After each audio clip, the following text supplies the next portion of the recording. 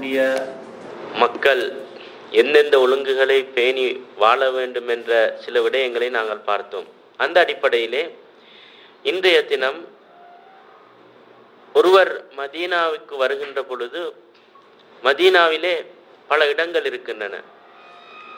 அதை பார்க்க செல்வதற்காக வேண்டி அல்லது சந்திப்பதற்காக வேண்டி பல இடங்களை மதீனாவிலே நாங்கள் பார்க்கின்றோம். சொல்லுங்க பாப்போம், என்னென்ன இடங்களை பார்க்க போறாங்கன்னு. ரவுலா ஷரீஃபோ, மஸ்ஜிது கூபா, வேற கிப்லத்தைன், பீர் உஸ்மான், பக்தி, உஹத், வேற ஜின்மலை இல்லையா? உஹத் சொல்லியாச்சு. வேற இப்படி நிறைய இடங்கள் இருக்குது, அப்படியா இல்லையா? ரைட். இந்த இடங்கள்ல எங்களுக்கு இஸ்லாம், நாங்க மதீனாவுக்கு வந்தால் இஸ்லாம் எங்களுக்கு மார்க்கமாக்குற இடங்கள் எத்தனை? 5 இடங்களை தான் இஸ்லாம் எங்களுக்கு மார்க்கமாக்குது. மற்ற இடங்களை நாங்க சும்மா பார்க்க போறோம், அதை காணணும், அது வேற விஷயம். மார்க்கம் என்ற அடிப்படையில் நாங்கள் மதீனாவுக்கு வந்தால் போய் பார்த்து அந்த இடத்துக்கு போய் பார்ப்பதற்கு இஸ்லாம் அனுமதிக்கிறது எத்தனை இடங்கள்? 5. மற்ற இடத்துக்கு போகக்கூடாதா? போகலாம், நம்ம பார்க்கலாம். ஆனா அதுல போய் வேற வேற விஷயங்களை செய்யறது இல்லை. அதே மாதிரி அந்த 5 இடங்கள் என்ன? 1 2 பள்ளி வாயில்களும், 3 கபரஸ்தானங்களும்.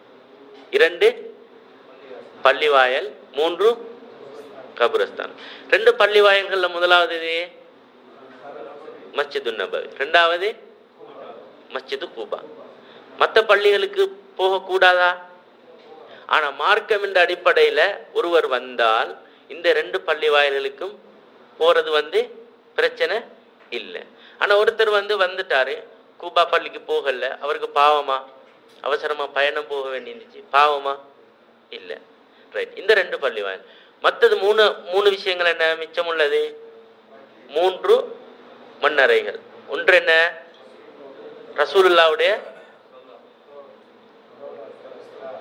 ரசூலுல்லாவுடைய கபரு. ரைட், மண்ணறை. அதே மாதிரி ரசூலுல்லாவுக்கு பக்கத்தில் அடக்கப்பட்டிருக்கக்கூடிய 2 சஹாபாக்கள். ரைட், அதுக்குள்ளது. 2வது மண்ணறை பக்தி, 3வது உஹத். இந்த 3ம் தான் எங்களுக்கு இஸ்லாம் அனுமதித்திருக்கக்கூடிய, போய் ஜியாரத் செய்வதற்கு அனுமதித்திருக்கக்கூடிய விடயங்கள். ரைட். இதுல முதலாவது மஸ்ஜிது நபவி. 2 பள்ளி வாயில்கள் உண்டு. மஸ்ஜிது நபவி. மஸ்ஜிது நபவி உங்களுக்கு தெரியுமா? போய்க்கிறீங்களா? சொல்லுங்க. ரைட், எல்லாருக்கும் தெரியும், அப்படியா? ரைட். இப்ப இந்த பள்ளியை பொறுத்தவரையில இது ஒரு முக்கியமான ஒரு பள்ளி வாயல், அப்படியா இல்லையா? யார் கட்டினது? நபிமார்கள்ல ஒரு நபி கட்டின பள்ளி. யார் அந்த நபி? ரசூலுல்லாஹ் கட்டின பள்ளி வாயல். ரைட். இந்த பள்ளி வாயல் அது முதலாவது. 2வது விஷயம் என்னன்னு சொன்னா, இந்த பள்ளி வாயல்ல ஒரு தொழுகையை தொழுதால் 1000 ஏனைய பள்ளி வாயில்கள தொழுறதை விட இந்த பள்ளி வாயில தொழுறது 1000. இப்போ உதாரணமா 1000 நன்மைகளும் உங்களுக்கு கூட கிடைக்கும், அப்படியா இல்லையா? ரைட். இப்ப நாங்க மற்ற பள்ளி வாயில்களை தொழுறதை விட இந்த பள்ளி வாயில தொழுறது மிச்சம் நன்மைகளை ஏற்படுத்தி தரக்கூடிய. அதனால இந்த பள்ளி வாயிலுக்கு நாங்க வந்தால் தொழுறதுக்கு நாங்க மிச்சம் என்ன செய்யணும்?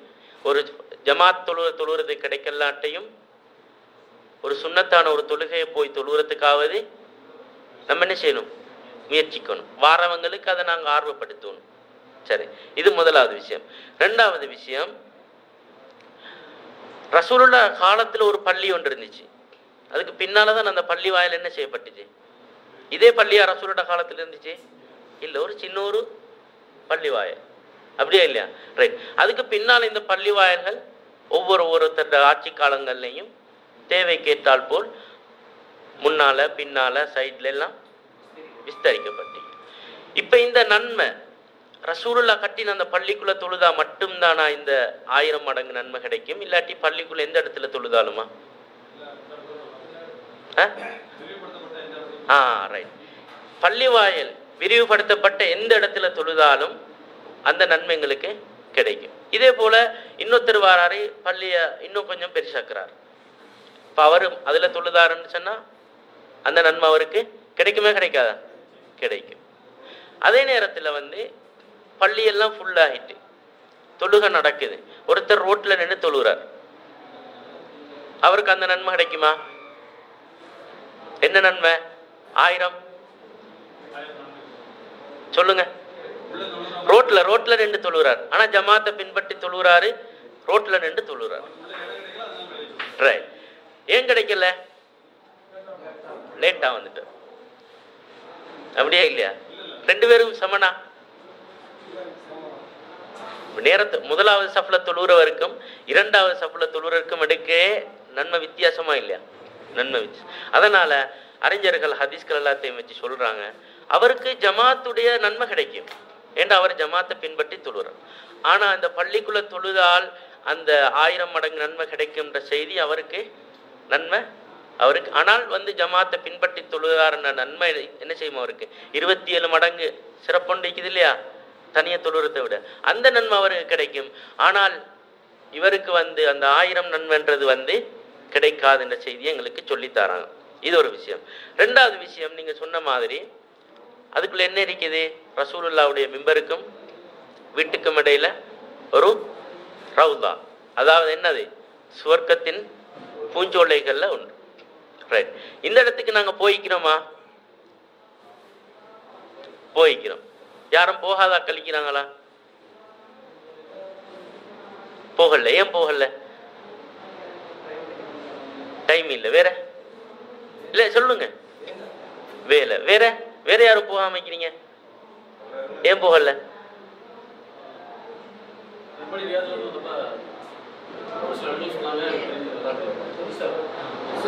புதுசா. Right right right. இப்ப இந்த இடத்தை பொறுத்த வரையில, இந்த இடத்துக்கு நாங்க போறோம்னு சொன்னா, போகும் பொழுதும் போனதுக்கு பின்னாலும் யாருக்கும் எந்த டிஸ்டர்பும் என்ன செய்யக்கூடாது, நடக்கக்கூடாது. அந்த இடத்துக்கு போகலன்றதால உங்களுக்கு ஏதாவது பாவமா?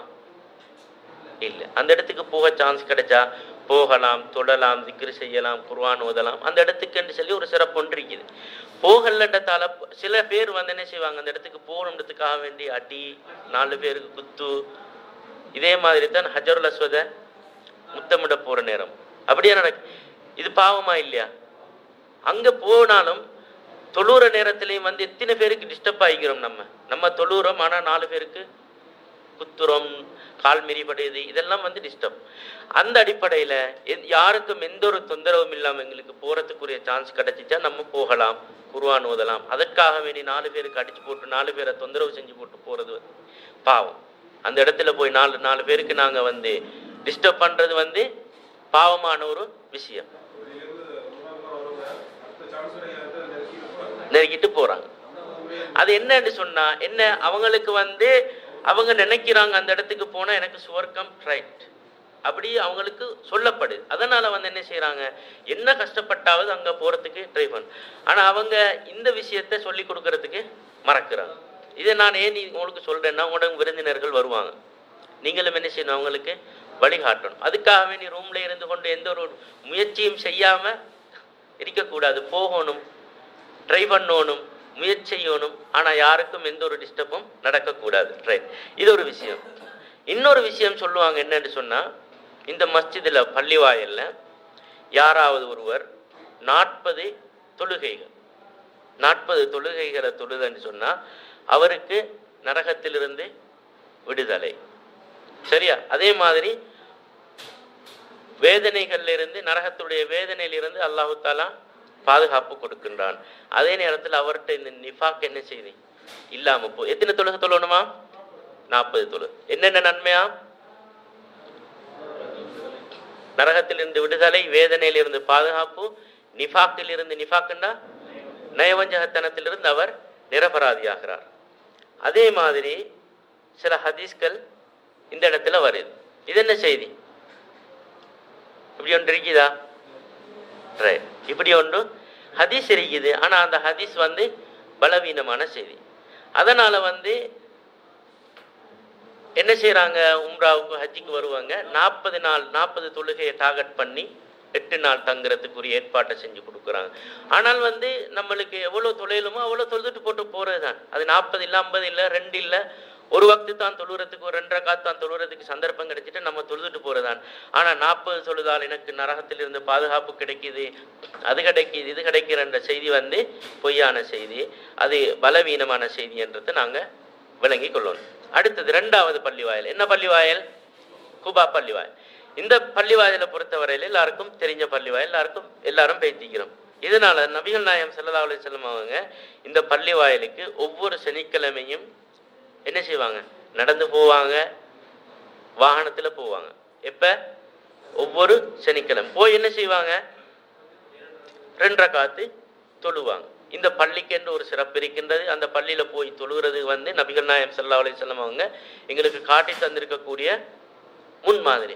அதனால வந்து சனிக்கிழமை வரும் வரைக்கும் நாங்கள் வெயிட் பண்ணி கொண்டிருக்காம, சனிக்கிழமைல டைம் கிடைக்கிது இல்லை, நம்மளுக்கு டியூட்டின்னு சொல்லி இருக்காம வேற நாளில் கிடைச்சாலும் நம்ம என்ன செய்யலாம்? போய் தொழுது கொள்ளலாம். சரிதானே? ரைட். அதே நேரத்தில் சனிக்கிழமை தான் எங்களுக்கு போகிறதுக்கு டைம் கிடைச்சா அந்த நாளை நாங்கள் என்ன செஞ்சிடக்கூடாது, மிஸ் பண்ணிடக்கூடாது. ரசூலுல்லாஹ் ஏன் ஒரு நாளை தெரிவு செஞ்சு அந்த நாளில் மட்டும் போயிருக்கிறாங்கன்னா அதுக்கு ஒரு சிறப்பு இருக்குமா இல்லையா? வைக்கும். ரைட். இது 2வது பள்ளிவாயல். மிச்சம் எத்தனை இருக்குது? 3 கபரஸ்தானம். அதுல முதலாவது எது? நபிகள் நாயகம் ஸல்லல்லாஹு அலைஹி வஸல்லம் கபரும் அவருக்கு பக்கத்தில் அடக்கப்பட்டிருக்கக்கூடிய 2 சஹாபாக்களுடைய அடக்கஸ்தலம். ரைட். அது யார் 2 பேரும்? அபூபக்கர் ரலியல்லாஹு அன்ஹும் உமர் ரலியல்லாஹு அன்ஹு. இவங்க 2 பேரும் தெரியுமா? இஸ்லாத்துக்காக வேண்டி முழுமையாக பாடுபட்டவர்.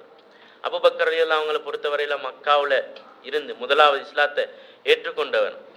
கடைசி மௌத்தா போகின்ற வரைக்கும், ரசூலுல்லாஹ் மௌத்தா போகின்ற வரைக்கும் அவரோடே இருந்தவர். எதுக்காக? பிஸ்னஸா? பிஸ்னஸ் தான். என்ன பிஸ்னஸ்?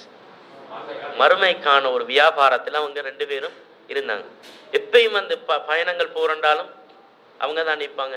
எந்த நேரத்திலையும் கை கொடுத்தவங்க தான் அபூபக்கர் ரலியல்லாஹு அன்ஹு. பாருங்க, அல்லாஹ் தஆலா அவங்களுக்கு கொடுத்திருக்கக்கூடிய ஒரு கிஃப்ட். மௌத்தா போனதுக்கு பின்னாடியும் ரசூலுல்லாஹ்க்கு பக்கத்திலேயே அடக்கப்பட்டிருக்கிறான். அதே மாதிரி தான் அவர் மௌத்தா போனதுக்கு பின்னால யார்? அபூபக்கர் ரலியல்லாஹு அன்ஹு மௌத்தா போனதுக்கு பின்னால அடுத்த ஆட்சியாளராக யார் வராங்க? உமர் ரலியல்லாஹு அன்ஹு. இவரும் ஆரம்பத்தில் இஸ்லாத்தில் இல்லாட்டியும் இஸ்லாத்துக்களை வந்தாங்க. அப்படியே இல்லையா? வந்ததுக்கு பின்னால ரசூலுல்லாஹ்வுக்கு இவ்வளவு பெரிய ஹெல்ப்பாக இவங்க இருந்தாங்க, இஸ்லாத்துக்கு எவ்வளவு பெரிய உதவியாக இவங்க இருந்தாங்க. அதனால இவங்க 2 பேரும் செஞ்ச அந்த சேவைக்காக வேண்டி அல்லாஹ் தஆலா கொடுத்திருக்கக்கூடிய ஒரு கிஃப்ட் தான் அது. பாருங்க, உலகத்தில் எப்படி வாழ்றாங்களோ அப்படித்தான் மறுமையிலையும் இருப்பாங்க. இவங்கெல்லாம் மறுமையில ஒன்று சேருவாங்களா இல்லையா? சொல்லுங்க, எங்களுக்கு ஆசை இருக்குதா இல்லையா? அப்படி இருந்தா என்ன செய்யணும்? நம்ம ரசூலுல்லாஹ்வை பின்பற்றணும். அப்பதான் எங்களுக்கு அது கிடைக்குமா இல்லையா? அபூபக்கர் அவங்களும் உமர் ரலியல்லாஹு அவங்களும் ரசூலுல்லாஹ்வோட சுவர்க்கத்தில் இருக்கிறதுக்கு சும்மா அல்லாஹ் தஆலா கொடுத்தாங்களா? இல்லை. அவங்க செஞ்ச முயற்சி, அவங்க பட்ட பாடு, கஷ்டங்கள், இது எல்லாத்துக்காகவும் தான் அல்லாஹ் தஆலா இந்த கூலியை கொடுக்குறான். சில நேரங்கள்ல சில பேர் என்ன செய்வாங்க? இந்த சஹாபாக்களை ஏசுவாங்க, திட்டுவாங்க. என்ன அதிகாரம் இருக்குது எங்களுக்கு? அல்லாஹ் தஆலா குர்ஆன்ல சீர்குத்தி சொல்லிட்டான். என்ன? ரலியல்லாஹு அன்ஹும் வரது அன். இதுக்கு பின்னால நாங்க என்னத்தை பேசுறீ? சில பேர் சொல்லுவாங்க உமர் ரலியல்லாஹு அன்ஹு நரகம், அபூபக்கர் ரலியல்லாஹு அன்ஹு எங்க? நரகம். அல்லாஹ் தஆலா பாதுகாக்க வேணும். போவாங்களா? இல்லை. ஒரு கூட்டம் வந்து அதை சொல்லி கொண்டே இருக்கிறாங்க. அதை நாங்கள் நம்பணுமா? இல்லை. ஏண்டா நாங்கள் அவங்களோட சிறப்புகள் படிச்சிருக்கிறோம். அவங்க சுவர்க்கவாசி என்பதை வந்து உலகத்திலே அல்லாஹ் தஆலா என்ன செஞ்சிட்டான்? அறிவிச்சிட்டான், தீர்மானிச்சிட்டான். அவங்க செஞ்ச செயற்பாடுகள், அவங்களுடைய வேலைகள் எல்லாம் வந்து எங்களுக்கு என்ன ஆயிருக்கணும்? முன்மாதிரியா இருக்கணும். அப்படியே இல்லையா? அதனால வந்து நாங்க அந்த சஹாபாக்களை தூட்டுகின்ற விஷயத்துல வந்து, அவங்கள வந்து ஏசுகின்ற விஷயத்துல வந்து நாங்க அவங்களோட தரங்களை குறைக்கிற விஷயத்துல ஒரு நாளும் நம்ம என்ன செய்யக்கூடாது. சில பேர் சொல்லுவாங்க, யாரு? உமர் ரலியல்லாஹு அன்ஹு யாரு? என்ன மாதிரி ஒரு மனுஷன் தான், அவருடைய தரத்தை குறைச்சிட்டோமா கூட்டிட்டோமா? சொல்லுங்க. குறைச்சிட்டோம். நம்மள மாதிரி ஒரு மனிதர் தான், சந்தேகமா? இல்லை. நம்மள மாதிரி அவங்க செஞ்ச சேவைகள்ல ஒரு துளியாவது நம்ம செஞ்சுக்கிறோமா? இல்லை. நம்மள மாதிரி மனிதர் தான் என்பதில் எந்த சந்தேகமுமே இல்லை. அவங்களுக்கு இஸ்லாத்துல ஒரு கண்ணியம் ஒன்று இருக்குது, அவங்களுக்கு ஒரு அந்தஸ்தை இஸ்லாம் கொடுத்திருக்கு. அந்த இடத்துல தான் நம்ம அதை விட கூட கொடுத்துடக்கூடாது, குறைச்சிலையும் கூடாது. குறைச்சாலும் பிரச்சனை, கூட்டினாலும் பிரச்சனை. இஸ்லாம் எந்த அமைப்பு அவங்களுக்கு கொடுத்திக்கிறதோ அந்த அந்தஸ்தில் வச்சு நாங்கள் அவங்கள பார்க்கணும். அப்படியா இல்லையா? ரைட். இது ஒரு விஷயம். அடுத்தது அடுத்த கபர் இது ஜன்னத்துல் பக்கியா அல் பக்தி. அதே மாதிரி சுஹதா உஹத். இந்த 2 இடத்துக்கும் முன்ன என்ன செய்யணும்? துவா செய்யணும். யாருக்கு? அங்க உள்ளவங்களுக்கு தான் துவா செய்யணும். சரிதானே? என்ன துவா செய்யறது? என்ன துவா செய்யறது? ரசூலுல்லாஹ் எங்களுக்கு ஒரு துவாவை சொல்லி தந்திக்கிறான். மன்னரைகளுக்கு போனால் பொதுவாக எந்த மன்னரைக்கு போனாலும் அஸ்ஸலாமு அலைக்கும் அஹ்லத் தியாரி மினல் முஃமினீன வல் முஸ்லிமீன் வ இன்னா இன்ஷா அல்லாஹு பிக்கும் லலாஹிகூன். போதுங்க பாப்போம்.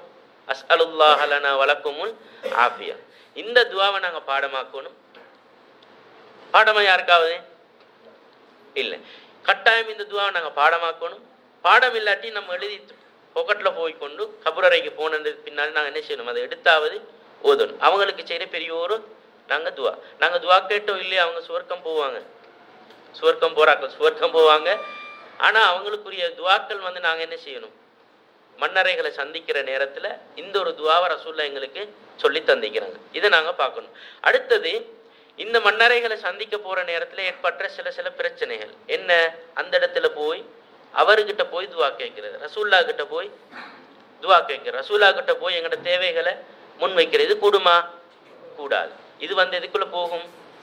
ஷிர்க்குக்குள்ள போகும். நம்ம நல்ல விஷயம் ஒன்றை செய்ய வாரோம், அதுல வந்து ஒரு பாவம் என்ன செஞ்சிடக்கூடாது? நடந்துடக்கூடாது. அப்ப நம்ம துவா யாருக்கு கேட்கணும்? அங்க அடக்கப்பட்டிருக்கவங்களுக்கு கேட்கணும். எங்கட தேவைகளை யார்கிட்ட கேட்கணும்? அல்லாஹ் கிட்ட தான் கேட்கணும். இது முக்கியமான ஒரு விஷயம். அந்த இடத்துல போய் அடுத்தது மிச்ச நேரம் நின்று கொண்டிருக்கிறது கூடாது. நம்ம சலாம் சொல்லிட்டோமா போய் கொண்டிருக்க வேண்டியதான். அப்படியா இல்லையா? மற்றவங்களும் வருவாங்க. அந்த இடத்துல போய் சத்தம் போட்டுறது, சத்தத்தங்களை உயர்த்துறது. சில பேருக்கு அந்த இடத்துக்கு போன நேரத்தில் ஃபோன் வரும், அவர்கிட்ட வளமை சத்தத்தை உயர்த்தி பேசுறதாயிக்கும். எடுப்பார் போனா பேசுவார்.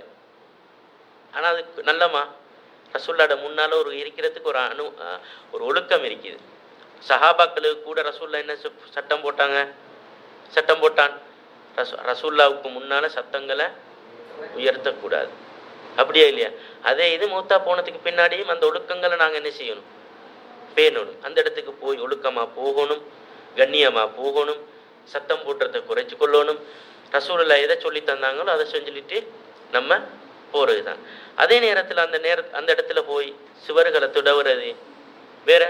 அதே ரசூலோட கபராய்க்கலாம், பக்தி ஆயிருக்கலாம், உஹதுட அந்த மக்பராவாய்க்கலாம். எதுவாக இருந்தாலும் அங்கே போய் அதுகளை வந்து என்ன செய்யக்கூடாது. இதெல்லாம் வந்து மார்க்கம் அனுமதிக்காத விடயங்கள். அதே நேரத்தில் சில பேர் அங்கே போய் ரசூலோட கபருக்கு முன்னால் போய் என்ன செய்வாங்க? இப்படி தக்பீரை கட்டி கொள்வாங்க. நல்லமா? இது ஒழுக்கத்துக்காக நல்லமா? இல்லை. தக்பீர் கட்டுறது வந்து ஒரு வணக்கத்துக்காக இஸ்லாம் எங்களுக்கு சொல்லித்தார ஒரு வணக்கம். இது வந்து அல்லாஹ்வுக்கு முன்னால நிற்கிறதுக்காக வேண்டி, ரசூலுல்லாஹ்க்கு முன்னால நிற்கிறதுக்கான எந்த சஹாபாக்களாவது வருகின்ற பொழுது தக்பீர் இப்படி கையை கட்டி கொண்டு வருவாங்களா? ஒழுக்கம் இருக்கத்தான் வேணும், அது தாண்டிடக்கூடாது.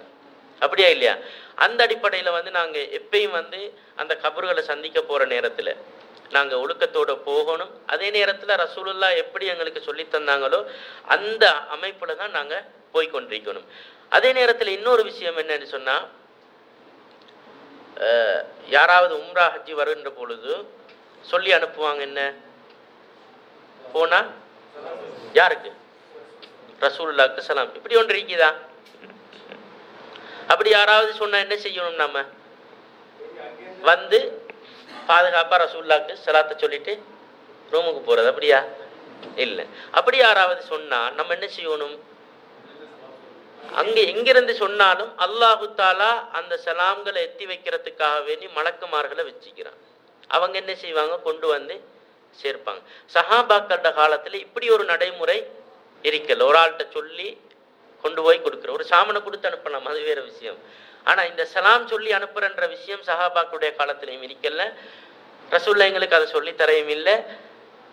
அதனால வந்து யாராவது எங்களுக்கு சொன்னாங்கன்னு சொன்னால் நாங்கள் என்ன செய்யணும்? அவங்களுக்கு சொல்லி கொடுக்கணும். நீங்கள் எந்த இடத்துல இருந்து சொன்னாலும் அந்த செய்தி வந்து யாருக்கு போய் சேரும்?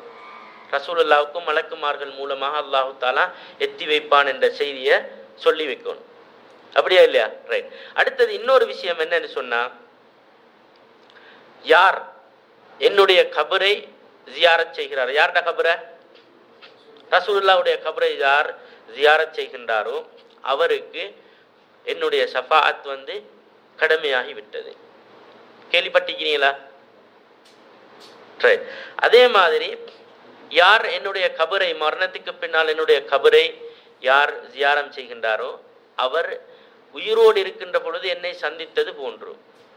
நம்ம கபரை போய் ஜியாரத் செஞ்சோம்னு சொன்னா என்ன, ரசூலுல்லாஹ் உயிரோடு இருக்கிற நேரத்தில் சந்திச்ச மாதிரியா? இந்த ரெண்டு ஹதீஸ்கள், இந்த ரெண்டு ஹதீஸும் என்ன, பலவீனமான செய்தி. இந்த ரெண்டு ஹதீஸ்களையும் நிறைய பேர் நம்பிக்கிறாங்க. இதுல நாங்க தெளிவா இருக்கணும். அப்படியா இல்லையா? ஒருத்தர் வாராரு, மதீனா பள்ளிக்குள்ள போறாரு, தொழுறாரு, தொழுத உடனே போறாரு, ரசூலுல்லாஹ் கபருக்கிட்ட போகவும் இல்லை, தியானம் செய்யும். இவருக்கு பாவமா? இல்லை. அவர்கிட்ட அவசரம், பயணம், அங்க போறதுக்குரிய டைம் இல்லை. அவர் என்ன செய்யறாரு, பைத்துற. ஏதாவது பிரச்சனையா? பிரச்சனை இல்லை.